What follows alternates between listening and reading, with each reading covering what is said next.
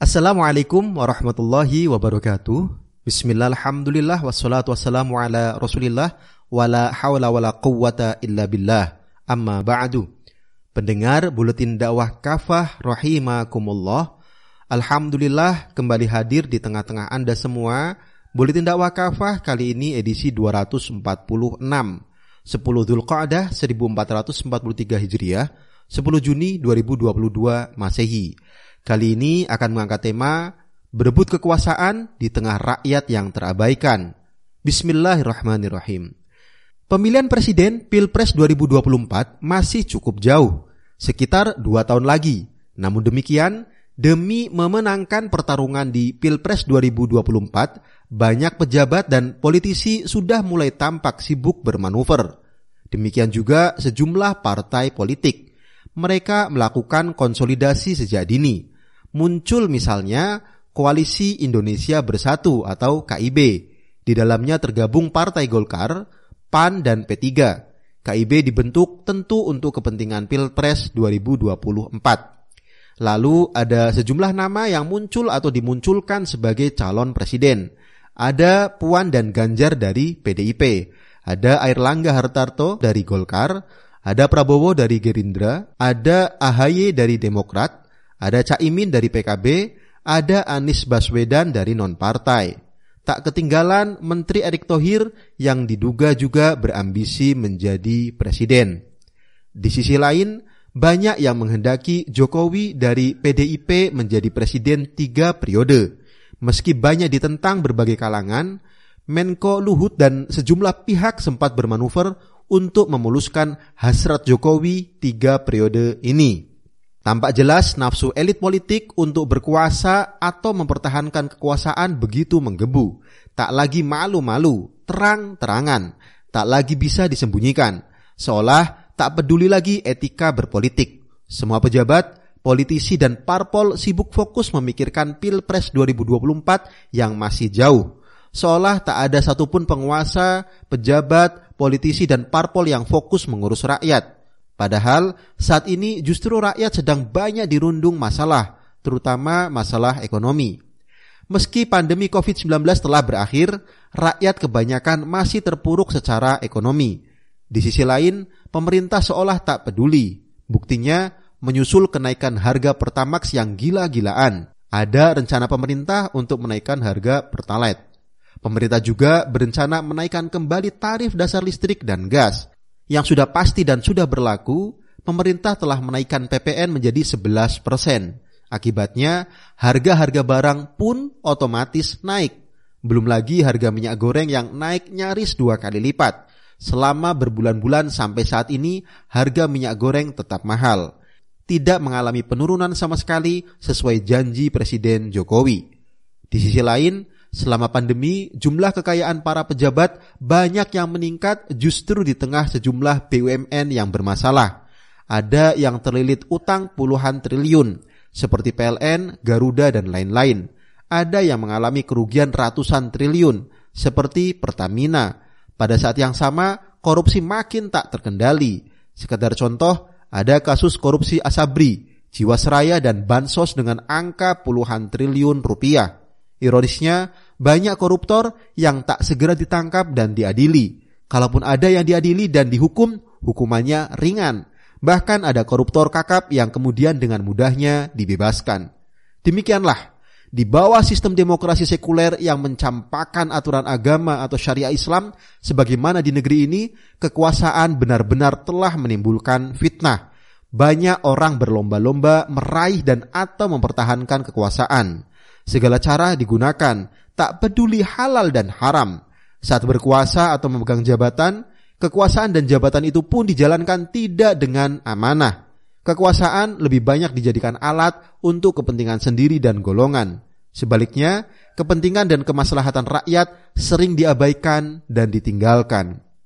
Pendengar rahimakumullah, kekuasaan adalah amanah.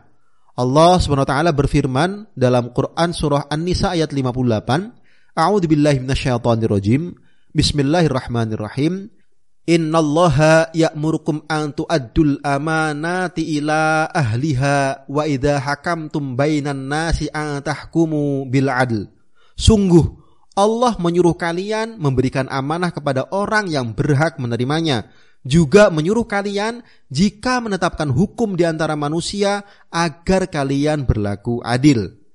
Imam Ibnu Katsir menjelaskan, pada dasarnya amanah adalah taklif syariat Islam yang harus dijalankan dengan sepenuh hati, dengan cara melaksanakan perintah Allah dan menjauhi larangannya.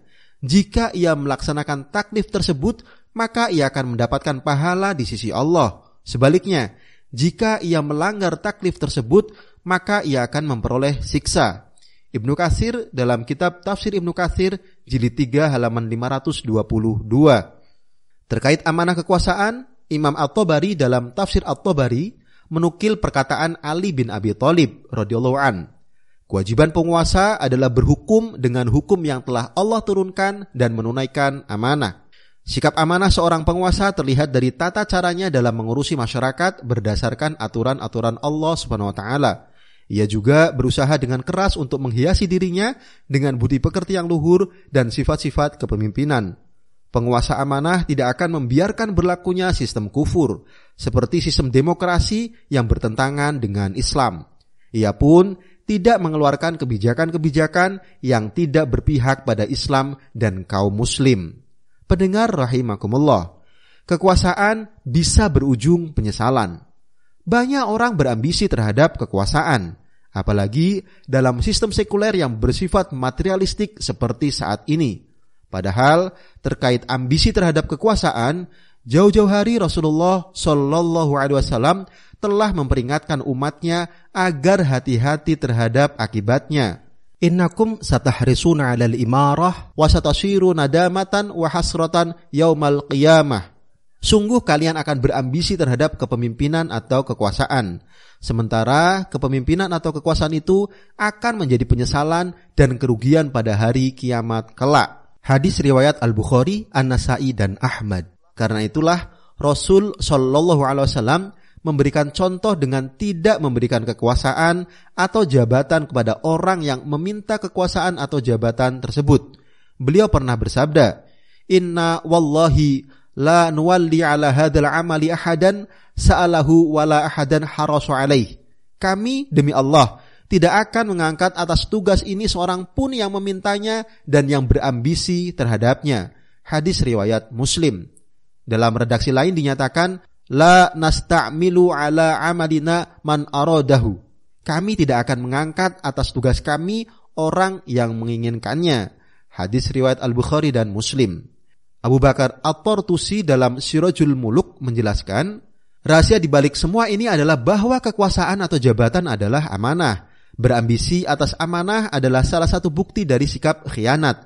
Jika seseorang yang khianat diberi amanah, maka itu seperti meminta serigala untuk menggembalakan domba. Pendengar rahimakumullah, ancaman terhadap penguasa khianat.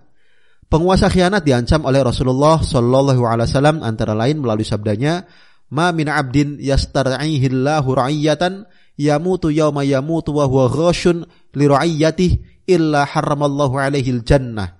Tidaklah seorang hamba yang Allah beri wewenang untuk mengatur rakyat mati pada hari dia mati, sementara dia dalam kondisi menipu rakyatnya, melainkan Allah mengharamkan surga bagi dirinya.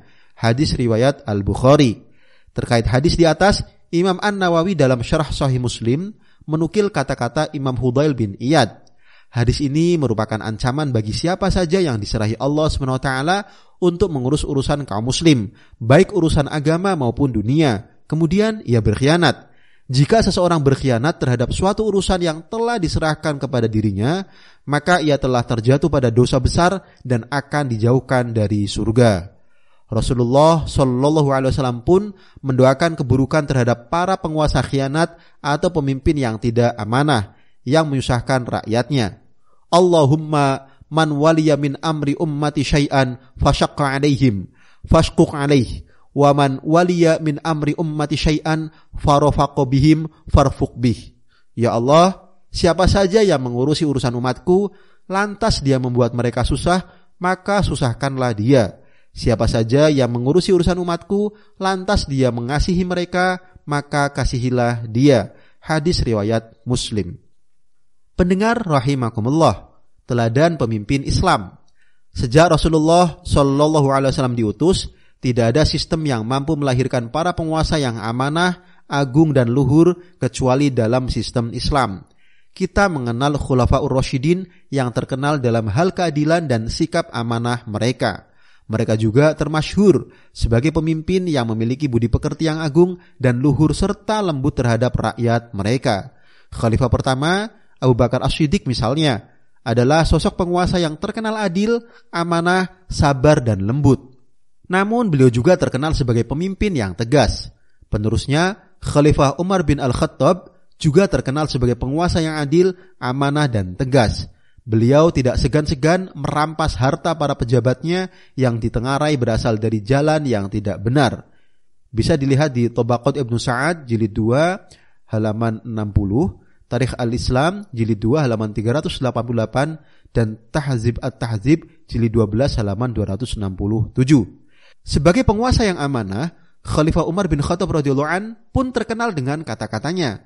Seandainya ada seekor keledai terperosok di kota Baghdad karena jalanan rusak, aku sangat khawatir Allah SWT akan meminta tanggung jawabku di akhirat nanti. Inilah secuil keteladanan yang bisa kita ambil dari Khulafaur Rasyidin dalam mengurus urusan rakyat mereka. Jangan lupa, sikap dan perilaku para penguasa muslim yang luar biasa seperti itu adalah saat negara benar-benar menerapkan syariah Islam secara total dalam institusi khilafah Islam. Sayangnya, para pembenci Islam akhir-akhir ini makin gencar mengkriminalisasi khilafah. Padahal khilafah adalah bagian dari ajaran, hukum dan peradaban Islam yang agung. Mereka ini tak lebih dari kalangan Islamofobia. Mereka amat takut jika peradaban Islam dalam institusi khilafah Islam yang agung tampil kembali menggantikan peradaban sekuler yang terbukti rusak dan merusak. Karena itu, mereka terus-menerus mendiskreditkan khilafah. Semoga kita selalu waspada dan tidak terpedaya. Wallahu a'lam bishawab. Demikian materi Buletin Dakwah Kafah edisi 246. Berebut kekuasaan di tengah rakyat yang terabaikan. Terima kasih. Wassalamualaikum warahmatullahi wabarakatuh.